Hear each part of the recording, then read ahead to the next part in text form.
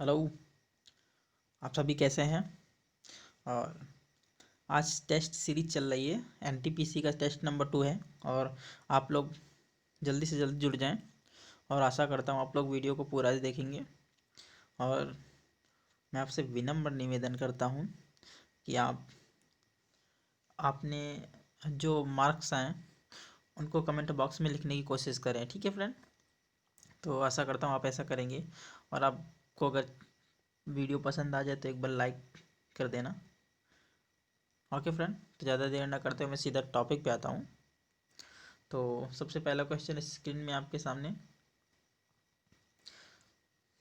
1959 ईस्वी तक पाकिस्तान की राजधानी क्या थी? तो 1959 ईस्वी तक पहुँच रहा है। तो आप लोग बताएं, तब तक मैं थोड़ा इसमें डिटेल बताता हूँ। जब 1947 से लेके 1947 से लेके 1959 तक पाकिस्तान की राजधानी क्या थी? तो पाकिस्तान की राजधानी थी कराची। पाकिस्तान की राजधानी क्या थी? तो पाकिस्तान की राजधानी थी कराची। 1960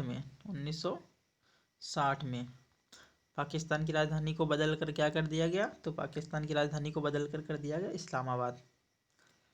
ओके, तो आशा करता हूँ आप लोगों को क्लियर हो रहा होगा। और कराची में क्या है? कराची में कराची बंदरगाह भी है, जो पाकिस्तान के एकदम दक्षिण के निकट है। ओके फ्रेंड, तो आशा करता हूँ आपको समझ में आ गया होगा। तो बढ़ते हैं सेकंड क्वेश्चन की तरफ। ये रहा आपके सामने सेकंड क्वेश्चन। वायुयान का आविष्कार किसने किया था? तो सोचिए आप लोग और फिर मुझे बताएं वायुयान का आविष्कार किसने किया था। तो इसका ऑप्शन नंबर क्या हो जाएगा? ऑप्शन नंबर इसका हो जाएगा इज करेक्ट। क्या ऑरविले राइट एंड बिलीवर राइट जो थे वो दोनों क्या थे? ब्रदर थे, दोनों भाई थे। और इन्हीं दो बंधुओं ने किसका आविष्कार किया था? तो वायुयान का आविष्कार किया था। माइकल फैराडे कौन थे? तो माइकल फैराडे थे, इसने क्या किया था? तो माइकल फैराडे ने चुंबकीय प्रेरण का सिद्धांत दिया था। क्या दिया था? चुंबकीय प्रेरण का सिद्धांत दिया। क्रिश्चियन ह्यूजन कौन थे? इसने क्या किया? इसने रडार का आविष्कार किया। किसका? रडार का आविष्कार किया था। कब किया था? तो इसने किया था 1904 ईस्वी में। कब? 1904 ईस्वी में क्रिश्चियन ह्यूजन ने रडार का आविष्कार किया। ओके, नेक्स्ट क्वेश्चन नंबर 3 आपके स्क्रीन के सामने।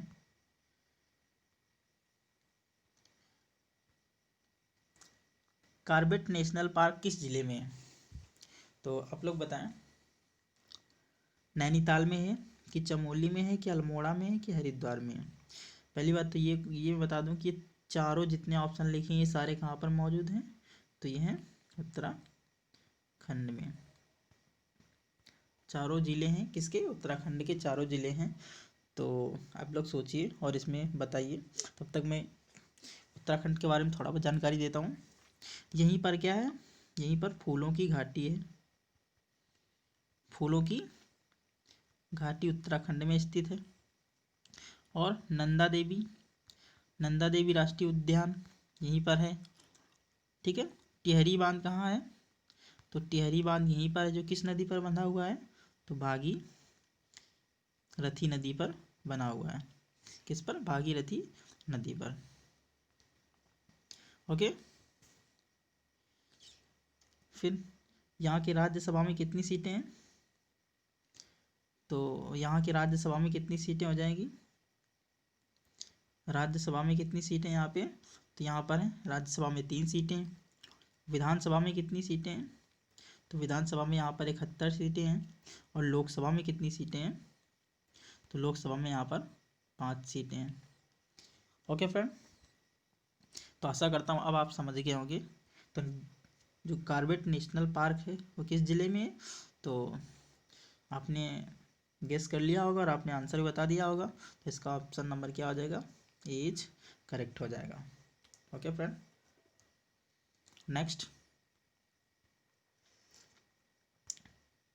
चौथा क्वेश्चन आपके सामने, फूल जो गोभी होती है उसके उसका जो पौधा होता है उसका उपयोगी भाग कौन सा होता है, मतलब उसका जो खाने योग्य भाग होता है वो कौन सा होता है।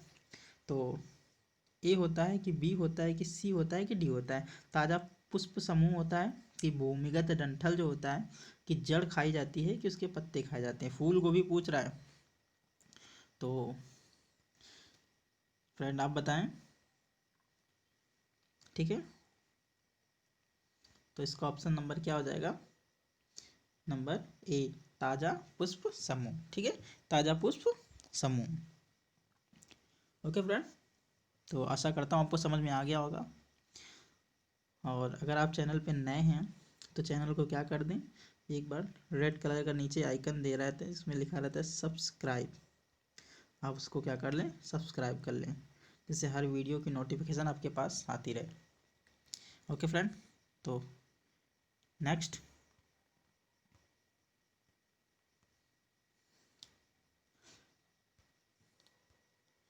यहाँ पर रेसा लिख लेना फ्रेंड। 5वां नंबर आपके सामने, रेसा फसलें निम्नलिखित में से कौन सी हैं। रेसा आप लोग जानते हैं ना, तो रेसा फसलें कौन सी हैं, इसका ऑप्शन नंबर ए देख लीजिए, जूट, गन्ना और अलसी। सेकंड, कपास, मक्का और तंबाकू। कपास, सन और जूट। और सन, कपास और मक्का। क्या, सन, कपास और मक्का।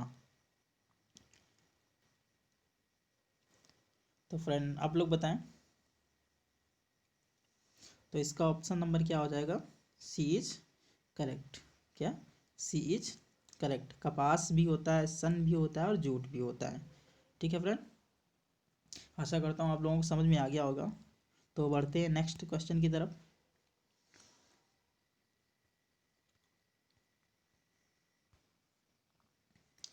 भारत के किस राज्य में आलू का जो होता है वो सर्वाधिक उत्पादन होता है। आलू का पूछ रहा है फ्रेंड है, तो आलू का उत्पादन किस राज्य में होता है सर्वाधिक।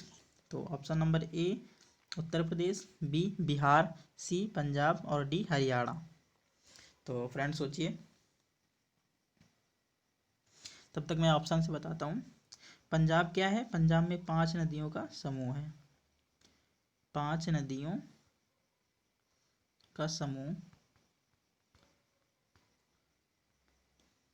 ओके, 5 कौन कौन सी हैं, सिंधु और उसकी सहायक नदियाँ, सिंधु और उसकी 5 सहायक नदियाँ, 5 सहायक नदियाँ। ठीक है, हरियाणा, हरियाणा पंजाब के ऊपर है जस्ट। बिहार में क्या है, बिहार में सोनपुर का मेला, प्रसिद्ध सोनपुर का मेला। सोनपुर का मेला कहाँ लगता है, तो बिहार में लगता है। फिर इसकी राजधानी क्या हो जाएगी, इसकी राजधानी हो जाएगी पटना। राजधानी क्या हो जाएगी, पटना।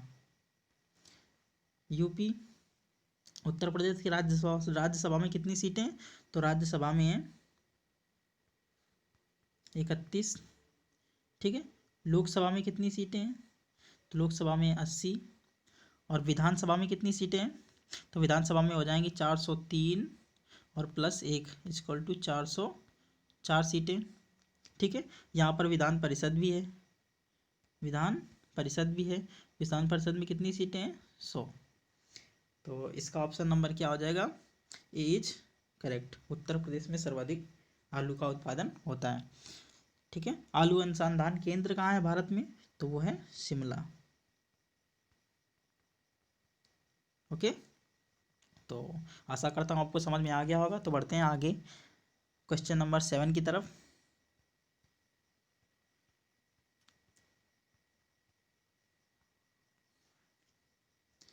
WTO किस वर्ष अस्तित्व में आया था। WTO का फुल फॉर्म क्या होता है, तो इसका फुल फॉर्म होता है वर्ल्ड ट्रेड ऑर्गेनाइजेशन।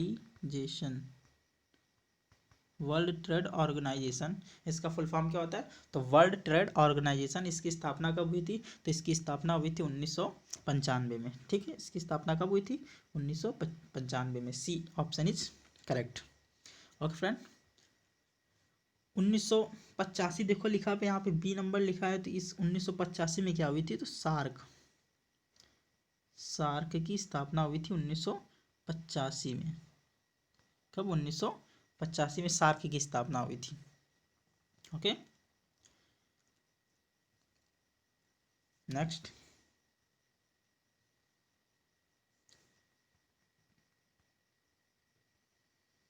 गुजरात में साबरमती आश्रम की स्थापना गांधी जी ने किस वर्ष की थी? तो आपको ये पता हो गया ना कि साबरमती आश्रम की स्थापना किसने की थी। तो साबरमती आश्रम की स्थापना की थी गांधी जी ने। गांधी जी ने की था। कब किया था? तो आप बताएं। चलो मैं बताता हूँ। सबसे पहले गांधी जी थे वो अफ्रीका चले गए थे। अफ्रीका से भारत आए थे 1915 में। अफ्रीका से भारत आए 1915 में। कब? 1915 में भारत आते हैं। उसके बाद इन्होंने भारत से आने के बाद 1916 में साबरमती आश्रम की स्थापना की। 1916 में साबरमती आश्रम की स्थापना की। ठीक है फ्रेंड। 1917 में क्या किया? तो चंपारण का युद्ध, चंपारण सत्याग्रह। ठीक है, चंपारण सत्याग्रह 1917 में। चंपारण सत्याग्रह 1917 में। फिर 1918 में कहाँ गए गांधी जी? कहाँ गए? तो गांधी जी खेड़ा गए। ओके, तो खेड़ा सत्याग्रह।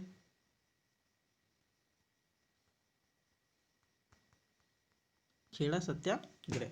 ठीक है, तो नेक्स्ट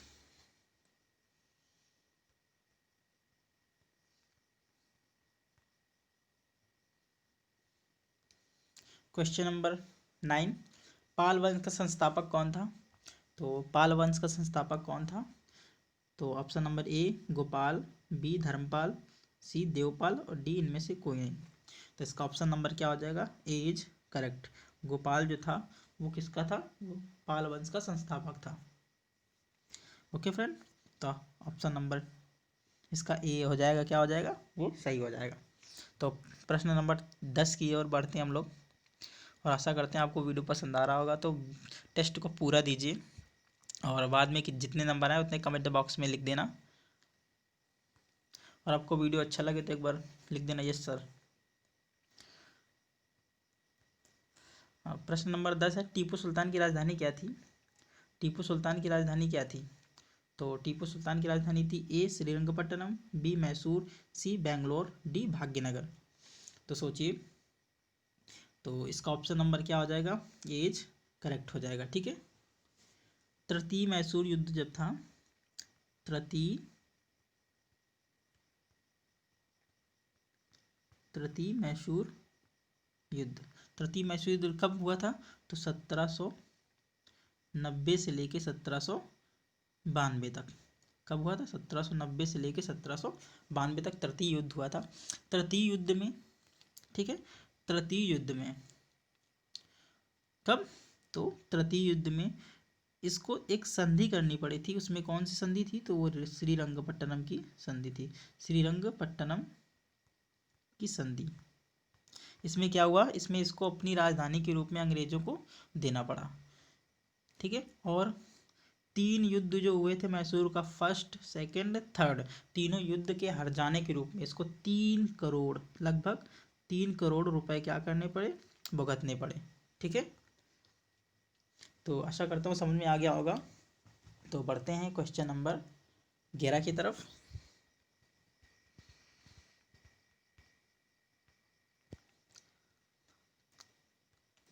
प्रश्न नंबर 11 क्या है?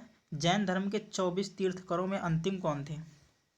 तो ये तो बहुत ही हलवा वाला क्वेश्चन है, और सारे प्रीवियस ईयर के क्वेश्चन हैं जिसको मैंने उठाया हर प्रैक्टिस सेट से। तो आप लोग पूरे मन से करें और मुझे नंबर शेयर करके बता दें, ठीक है, कमेंट बॉक्स में।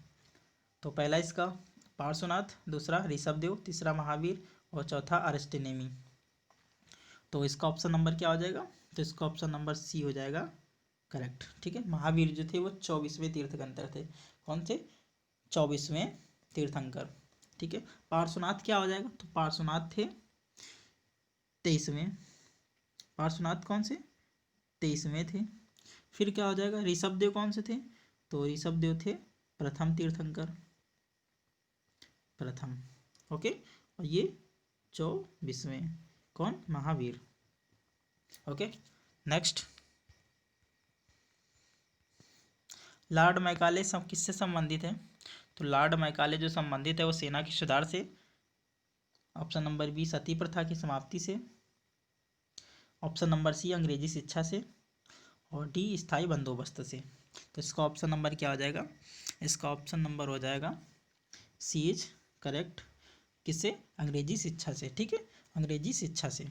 ओके, तो और क्या है सती प्रथा? सती प्रथा को क्या है, तो इसको Lord William Bentinck, Lord William Bentinck plus किसने? राजा राम मोहन राय ने एक कानून बना के 1929 में सती प्रथा को क्या कर दिया गया?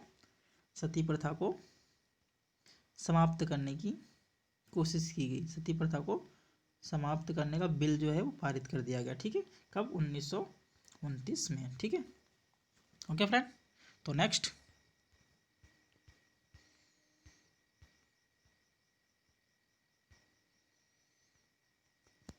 प्रश्न नंबर 13, संविधान का कौन सा अनुच्छेद राज्य को ग्राम पंचायत स्थापित करने का आदेश देता है? राज्य को पूछ रहा है। सबसे पहले ये बता दिए कि जो जो ग्राम पंचायत होती है वो केंद्र के अधीन ना होकर राज्य के अधीन होती है। ठीक है, तो अगर ये क्वेश्चन बन जाए कि जो राज्यसभा होती है वो किस के अंतर्गत होती है? केंद्र की, राज्य की। ठीक है, तो आप लोग क्या बताएंगे? तो राज्य की। ओके फ्रेंड, तो इसका ऑप्शन नंबर ए अनुच्छेद 44, अनुच्छेद बी जो बी नंबर है उसका अनुच्छेद 57, सी नंबर अनुच्छेद 32 और डी नंबर अनुच्छेद 40। तो आप लोग सोचिए, तो इसका ऑप्शन नंबर क्या हो जाएगा? D is correct. अभी ये दिल्ली पुलिस में अभी पूछा गया था, टीपी में दिल्ली पुलिस में अभी पूछा गया था हाल ही में कि संविधान का कौन सा अनुच्छेद है वो राज्य को ग्राम पंचायत स्थापित करने का आदेश देता है? तो अनुच्छेद नंबर क्या हो जाएगा?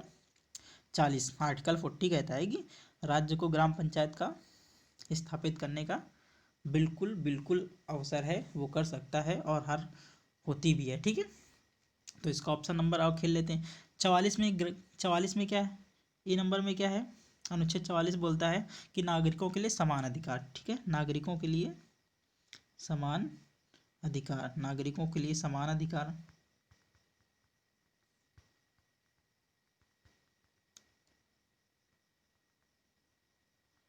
समान अधिकार। 57 क्या कहता है? तो 57 पुनर्निर्वाचन, पुनर्निर्वाचन, पुनर्निर्वाचन बोलता है। अनुच्छेद 32 को क्या कहते हैं? अनुच्छेद 32 को कहते हैं, क्या कहते हैं? तो इसको संवैधानिक उपचारों का अधिकार कहते हैं। किसको? अनुच्छेद 32 को संवैधानिक उपचारों का अधिकार। ठीक है, उपचारों का अधिकार किसको बोलते हैं? तो आर्टिकल नंबर 32 को संवैधानिक उपचारों का अधिकार बोलते हैं। ठीक है, ओके, तो बढ़ते हैं आगे। आशा करता हूँ आपको समझ में आ रहा होगा। किसने कहा था? प्रश्न नंबर 14 है, किसने कहा था स्वराज्य मेरा जन्मसिद्ध अधिकार है? स्वराज्य मेरा जन्मसिद्ध अधिकार है और मैं इसे लेकर रहूंगा। ठीक है, स्वराज्य मेरा जन्मसिद्ध अधिकार है, मैं इसे लेकर रहूंगा। तो किसने कहा था? तो इसका ए नंबर मोहनदास करमचंद गांधी, बी बाल गंगाधर तिलक, सी गोपाल कृष्ण गोखले और डी भीमराव अंबेडकर। तो इसका ऑप्शन नंबर क्या हो जाएगा? इसका ऑप्शन नंबर हो जाएगा बी इज करेक्ट। किसने कहा था? बाल गंगाधर तिलक ने। ठीक है, मोहनदास करमचंद गांधी ये कौन थे? तो ये गोपाल कृष्ण गोखले जो थे इनके क्या थे? राजनीतिक गुरु थे। गोपाल कृष्ण गोखले किसके राजनीतिक गुरु थे? गोपाल कृष्ण गोखले किसके राजनीतिक गुरु थे? तो ये थे महात्मा गांधी के,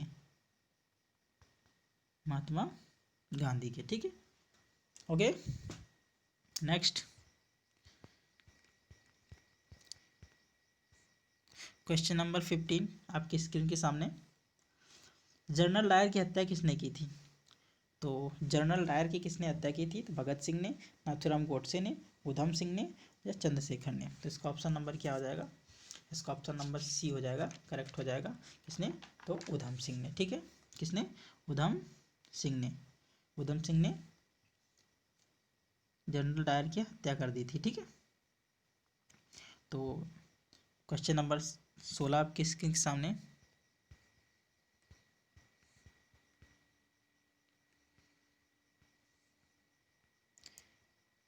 प्राचीन सिक्कों पर बीड़ा बजाते हुए किसे दिखाया गया था?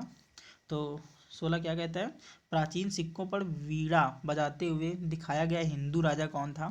तो विक्रमादित्य था, कि समुद्रगुप्त था, कि हर्षवर्धन था, कि चंद्रगुप्त मौर्य था? तो इसका ऑप्शन नंबर क्या हो जाएगा? B is correct.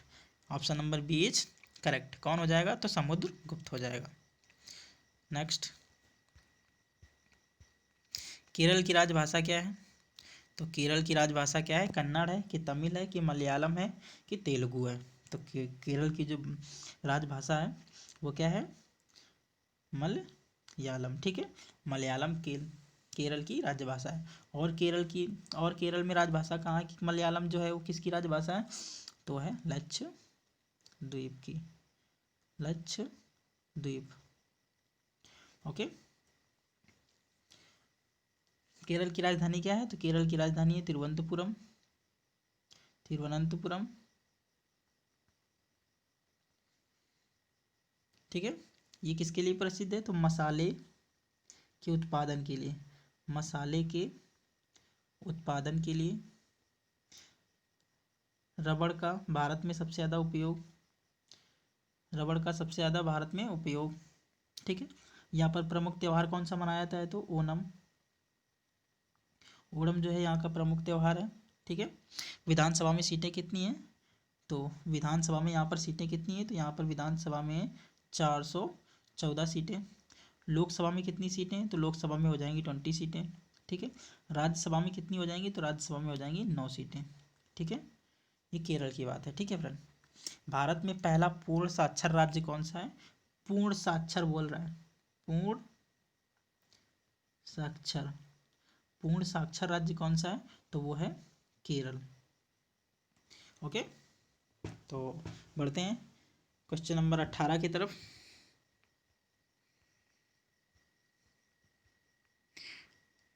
जवाहर सुरंग किस राज्य में है? तो फ्रेंड सोचिए। ए नंबर हिमाचल प्रदेश, बी जम्मू कश्मीर, सी उत्तराखंड और डी गोवा। तो आप लोगों ने सोच लिया, तो इसका ऑप्शन नंबर क्या हो जाएगा? B is correct. कहाँ है? जम्मू कश्मीर में। ठीक है, कहाँ है? जम्मू कश्मीर में। इसको और क्या बोलते हैं? तो इसको बोलते हैं बनिहाल सुरंग। इसको और क्या बोलते हैं? बनिहाल सुरंग बोलते हैं। इसका निर्माण कब शुरू हुआ था? तो इसका निर्माण हुआ था कब? 1954 में ये बनना शुरू हुई। कब शुरू हुई? 1954 में इसको बनना शुरुआत किया गया। ठीक है, और 22 दिसंबर 1956 को इसका क्या कर दिया गया? उद्घाटन कर दिया गया। लेकिन जो एक्चुअली में था इसका पूरा काम जो था वो कब तक चला था? 1960 ईस्वी तक इसका पूरा काम चला। ठीक है, नेक्स्ट। अब 2 ही क्वेश्चन बचे हैं, तो आप लोग प्लीज़ पूरा वीडियो देखें। गोल क्रांति का संबंध किससे है? तो फ्रेंड टमाटर से है, कि आलू से है, कि अंडा से है, कि शलजम से है? तो इसका ऑप्शन नंबर क्या हो जाएगा? बीज करेक्ट। किससे है? आलू उत्पादन से है। ठीक है, आलू उत्पादन से है। ओके, क्वेश्चन नंबर आखिरी आपके सामने। सर्वाधिक प्रवासी जनसंख्या कहाँ पर पाई जाती है? तो सर्वाधिक प्रवासी जनसंख्या जो है वो कहाँ पाई जाती है? संयुक्त राज्य अमेरिका तथा कनाडा में, कि यूरोप में, कि अफ्रीका में, कि ओशानिया में? ठीक है, ओशानिया में, कि अफ्रीका में, कि यूरोप में, कि संयुक्त राज्य अमेरिका में, या कनाडा में? तो ये ऑप्शन नंबर डी जो दिख रहा है यही बिल्कुल हो जाएगा करेक्ट। संयुक्त राज्य अमेरिका तथा कनाडा में। ठीक है फ्रेंड, तो आपका टेस्ट यहीं पर ख़त्म होता है और मैं आशा करता हूँ आपको समझ में आया होगा। अगर समझ में आया है तो लिख देना कमेंट में यस सर, यस सर। और आपके जितने भी मार्क्स हैं, ठीक है, जितने भी आपके मार्क्स आए 20 में से आपको क्या कर देना है? वो मुझे कमेंट में लिख देना है। ठीक है, कमेंट में क्या कर देना है? लिख देना है। ठीक है, 15-20 में से 15 क्वेश्चन तो आपको ऑलरेडी आने ही चाहिए। ठीक है, अगर नहीं आ रहा है तो थोड़ी मेहनत कीजिए प्लीज़। ठीक है, और ये क्वेश्चन और ये जो टेस्ट है वो फर्स्ट टेस्ट है, और डेली टेस्ट सीरीज चलती रहेगी, ठीक है। तो आपसे मैं विदा लेता हूँ। Take care, bye bye.